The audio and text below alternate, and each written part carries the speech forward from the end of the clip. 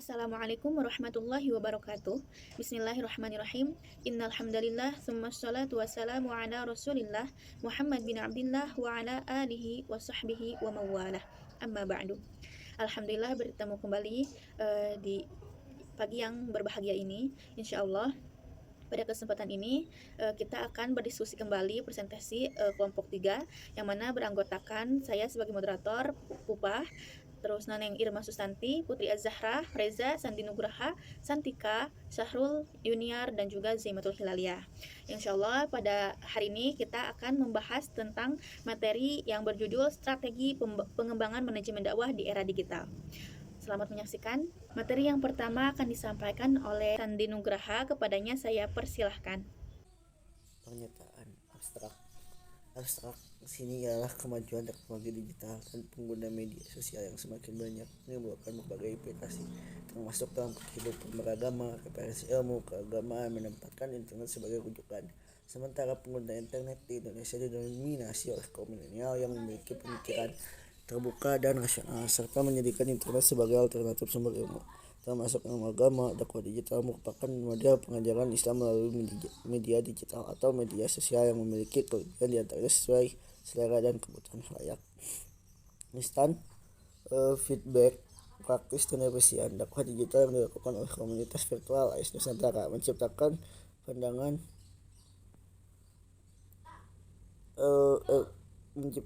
pandangan baru dalam memanfaatkan media sosial untuk berdakwah. Artikel ini menjelaskan bagaimana strategi dakwah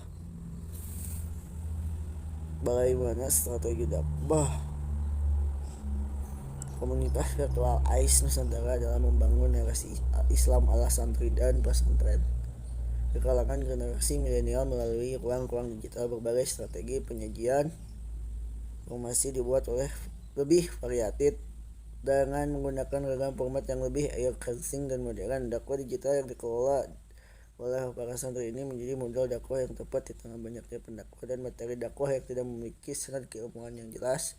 Kebangkitan santri dan pesantren di dunia maya merupakan salah satu bukti bahwa santri sekarang sudah mulai sadar betapa pentingnya berdakwah di dunia maya.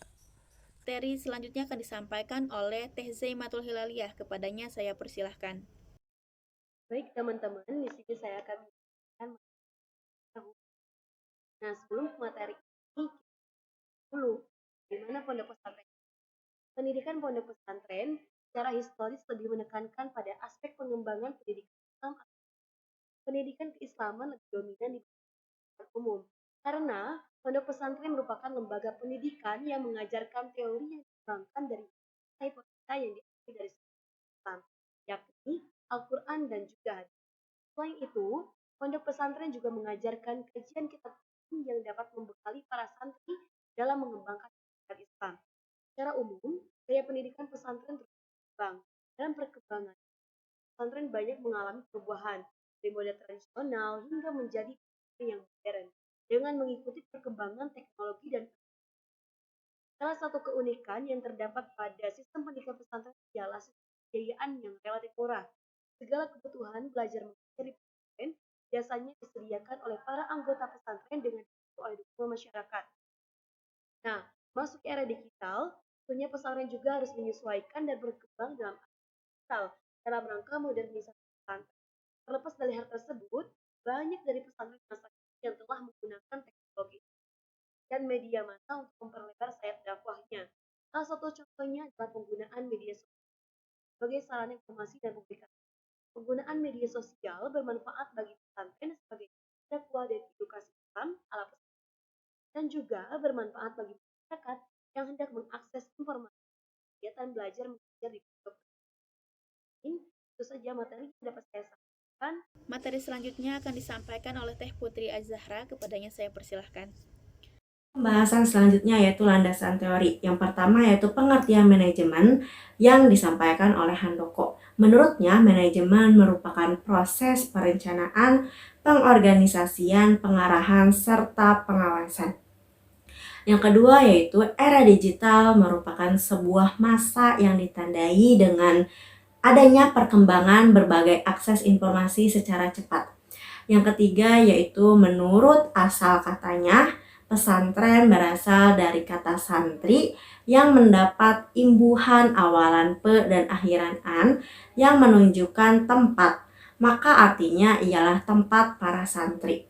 Sedangkan menurut Mas Tuhu mendefinisikan bahwa pondok pesantren ialah lembaga tradisional Islam untuk memahami, menghayati, dan mengamalkan ajaran agama Islam atau tafaqquh fi al-din dengan menekankan pentingnya moral agama Islam sebagai pedoman hidup bermasyarakat sehari-hari.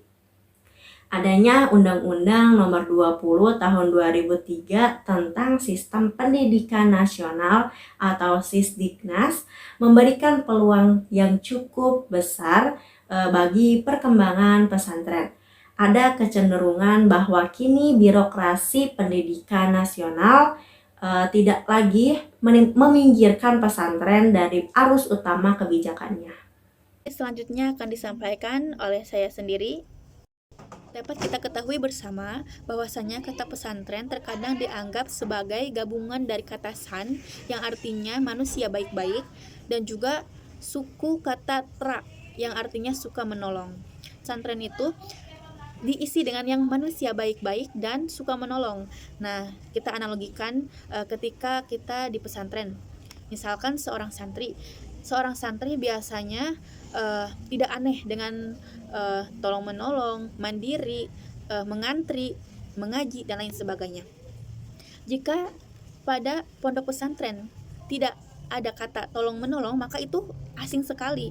Misalkan identik sekali di pondok pesantren itu jika ada satu orang yang sakit, maka seluruh teman-teman yang lainnya juga pasti akan merasakan kesakitan. Jadi misalkan ketika ada satu santri yang sakit, pasti teman-teman yang lainnya akan memberikan perhatian, memberikan penolongan ataupun saling menyayangi, saling mengasihi dan saling memperhatikan satu sama lain. Karena apa? Karena kita di pondok pesantren itu jauh dari orang tua kita sendiri. Jadi yang menjadi orang tua kita adalah guru-guru kita, yang menjadi saudara kita adalah teman-teman kita. Itulah apa artinya dari kata pondok pesantren yang dilibatkan isinya itu dengan manusia yang baik-baik dan suka saling tolong-menolong. Itu poin utama dari pondok pesantren. Nah, pesantren itu adalah tempat pendidikan manusia untuk menjadi manusia ataupun orang yang lebih baik. Nah, santri ataupun murid mendapat pelajaran dari pemimpin pesantren ataupun dari kiai ataupun pengasuh pengurus pondok pesantren. Pesantren dengan segala tradisi pendidikan, pengajaran, dan pembinaan wataknya secara kelembagaan mengambil tradisi-tradisi agama lokal seperti animisme. Jadi mungkin kita ketahui bersama pesantren itu identik dengan tradisional ataupun klasik, ataupun dari pengajian kitab-kitab klasik ataupun kitab kuning seperti salah satu seperti Safinatun Najah, Jurumiyah, Ta'limut Ta'lim dan lain sebagainya. Dengan melihat sisi historisnya mengenai sistem pendidikan di pesantren, maka perlu ada perubahan baik dari pesantren itu sendiri, masyarakat, dan pemerintah untuk segera menyesuaikan dengan perkembangan dan tuntutan zaman. Bagaimana juga sebelumnya banyaknya lulusan pesantren yang memiliki integritas dan intelektual yang tinggi baik dalam hal agama maupun dalam hal pengetahuan umum. Contohnya seperti Gus Dur, Nurkhalis Majid, dan juga Amin Rais. Nah, dengan begitu, pengembangan pendidikan pesantren tidak saja dilakukan dengan cara memasukkan pengetahuan non-agama, melainkan agar lebih efektif dan efisien praktek pengajaran harus menerapkan metodologi yang lebih baru dan modern.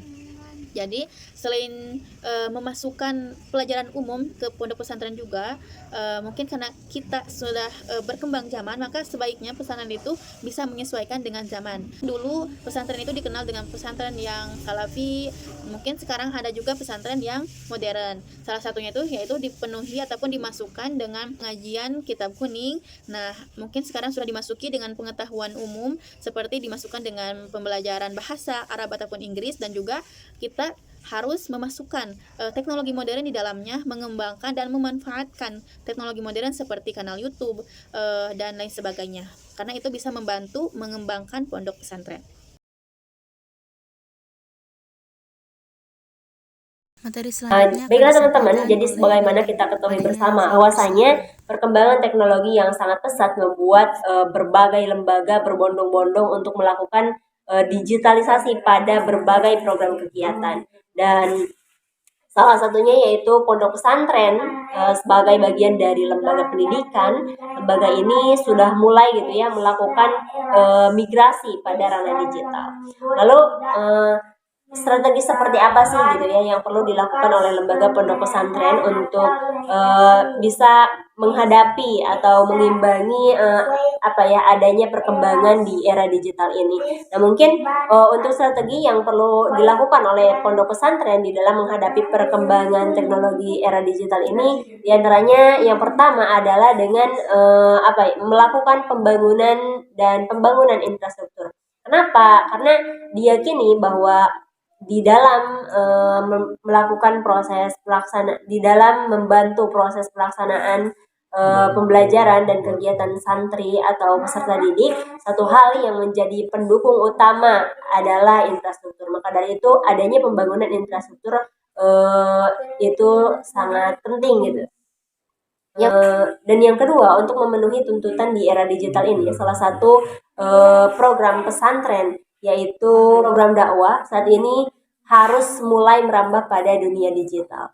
Karena jika dulu kita mengenal pondok pesantren hanya sebatas lembaga yang mengkaji kitab-kitab klasik atau melakukan dakwah secara konvensional saja, maka di era saat ini lembaga pondok pesantren perlu gitu atau harus bisa untuk mulai mengembangkan media untuk memperluas jangkauan dakwah mereka. Dan media yang dilakukan itu bisa banyak gitu, banyak macamnya, baik itu bisa berupa Facebook, kemudian YouTube, Instagram, dan lain sebagainya. Dan sebagai upaya untuk memaksimalkan peran teknologi informasi di pesantren, tentunya perlu juga dilakukan beberapa kegiatan dan program seperti pembuatan sistem informasi pesantren dan juga perlu dilakukan pelatihan pengembangan karakter bagi para santri atau peserta didik. Nah, kemudian metode yang dilakukan adalah melalui pelatihan dan pendampingan, yang mana dari adanya kegiatan ini diharapkan dapat meningkatkan fungsi pesantren sebagai lembaga pendidikan dan sosial masyarakat, sekaligus meningkatkan kemampuan santri di pesantren dalam bersaing di era digital ini. Materi selanjutnya akan disampaikan oleh Teh Yuniar sebagai media dakwah. Sudah tidak asing lagi bagi masyarakat luas mengenai YouTube, sampai anak kecil pun tahu apa itu YouTube. Selain dari orang yang mempunyai kanal YouTube, lembaga pun mempunyai akun YouTube sekarang. Contohnya seperti pesantren. Adanya akun YouTube mempermudah dai dalam mensyiarkan dakwah. Ini dilakukan supaya bisa menyesuaikan kondisi mad'u yang sudah menjadi masyarakat yang digital. Nah, kembali lagi ke pesantren. Di era sekarang, banyak pesantren yang membuat kanal YouTube. Kanal YouTube yang disajikan oleh pesantren yaitu video-video yang dapat dikategorikan dengan bermacam-macam gaya dan tema. Di antaranya, dakwah tentang keagamaan. Contohnya adalah kanal YouTube Al-Amin TV yang membahas tentang keagamaan sebagai salah satu bentuk dakwah. Kemudian, dakwah tentang pendidikan. Pesantren sudah memiliki posisi sebagai model institusi pendidikan yang memiliki keunggulan. Oleh karena itu, kanal YouTube Al-Amin TV pun berisi juga tentang pendidikan dan pembelajaran. Dakwah kemudian tentang dakwah kebudayaan. Budaya merupakan kebiasaan yang sudah lama melekat dan diwariskan secara turun-temurun kepada manusia. Kemudian kebudayaan adalah sistem keagamaan, kelembagaan, pengetahuan, dan mata pencaharian di antara masyarakat itu sendiri. Karena budaya juga berkaitan dengan Islam ataupun agama, jadi banyak kanal YouTube pesantren yang membahas tentang budaya. Materi terakhir akan disampaikan oleh Teh Santika, kepadanya saya persilahkan. Baik, langsung saja. Dalam kanal YouTube pesantren banyak sekali menyajikan segmen video yang dapat dikategorikan dalam berbagai macam gaya dan juga tema dakwah. Salah satunya ada 3. Yang pertama ada dakwah tentang keagamaan, dakwah tentang pendidikan, dan juga dakwah tentang kebudayaan. Dalam dakwah tentang keagamaan nih, Al-Amin TV menyajikan segmen video yang membahas tentang keagamaan sebagai salah satu bentuk dakwah. Hal ini disebabkan karena Al-Amin TV ini merupakan media juga jembatan nih bagi khalayak dan masyarakat untuk memahami nilai-nilai keislaman. Terus yang kedua ada dakwah tentang pendidikan. Ibarat pesantren merupakan ibarat ladang nih bagi para orang tua yang ingin menanamkan keilmuan dan karakter bagi anak-anaknya karena sistem pendidikannya yang khas. Dalam kalangan umat Islam sendiri, pesantren sudah memiliki posisi sebagai model institusi pendidikan yang memiliki keunggulan sebagai lembaga pendidikan. Alamin ini juga mempunyai tujuan nih dan arah yang mengkerucut pada pendidikan. Oleh karena itu, salah satu bagian dari dakwah Alamin TV ini berisi tentang pendidikan dan pembelajaran. Semangat tersebut juga tampak nih pada beberapa video yang diunggah pada kanal YouTube pesantren, di mana beberapa video mengangkat tema pendidikan.